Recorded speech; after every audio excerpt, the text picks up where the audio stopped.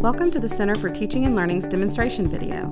This video will illustrate CISD best practices, high academic expectations, pacing and sequencing, frequent checks for understanding, and effective classroom management, as demonstrated in Sharla Williams' middle school classroom.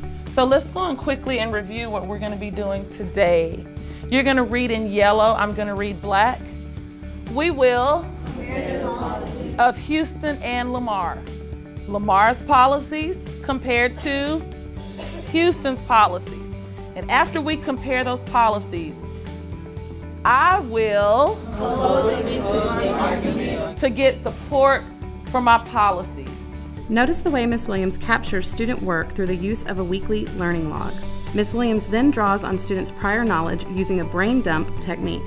In order for learning to occur, students need to connect to their own prior knowledge. Go on and set up your learning log. You have your week of, your unit. You have your we will and your I will. You're gonna have 4 boxes in there. And in your 4 boxes, you have 4 topics, okay?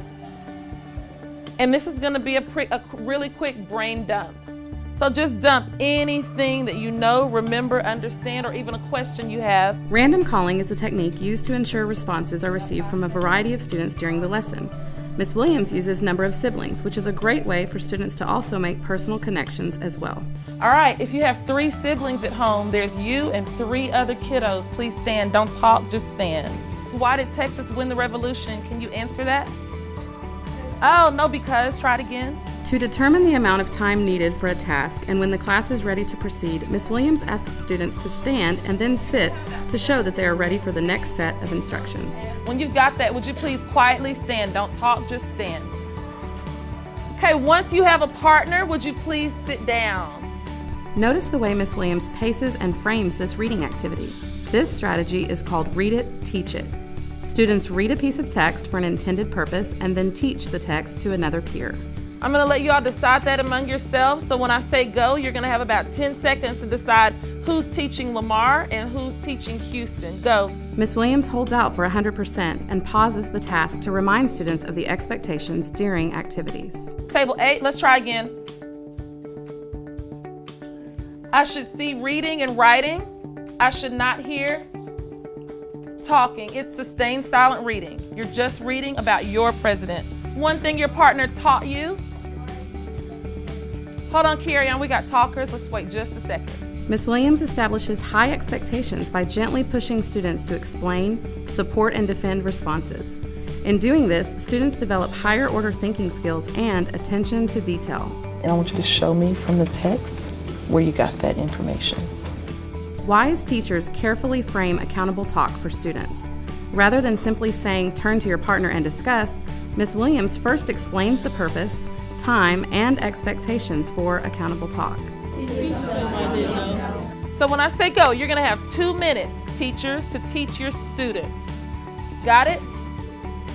I should hear, Lamar believed, or Houston believed, or I should hear, Houston thought that. Notice the student standing to deliver a response. Notice the student's voice, loud enough for all to hear. And notice how Ms. Williams gently corrects the student so that his answer is all the way correct. I found out that Lamar raised Texas' debt by buying ships for their Navy. Did he raise Texas's debt or debt? Yes. Debt. Remember that B is silent. Good. Summer, how would you correct what she just said? Ms. Williams empowers students with the language of opportunity. Incomplete sentences are not accepted and students are probed to rephrase sentences. Don't talk, just think. Why couldn't he push the Mexicans out of Texas like he could the Indians? And if you're bold enough to try it, I want you to think about the Texas Revolution. If you're bold enough to try it, I want you to stand.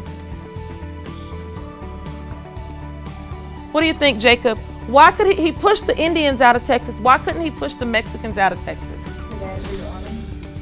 My question, he pushed the Indians out of Texas. Why couldn't he push the Mexicans out of Texas?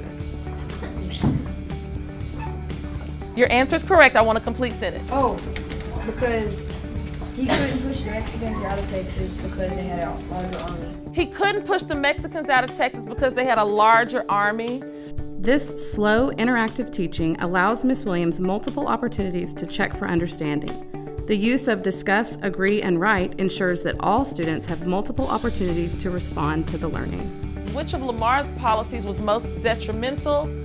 Bottom triangle is which of Houston's policies were most meaningful. You and your partner discuss, agree, and write. What I should not hear is, girl, did you see what he put on Instagram? Got it?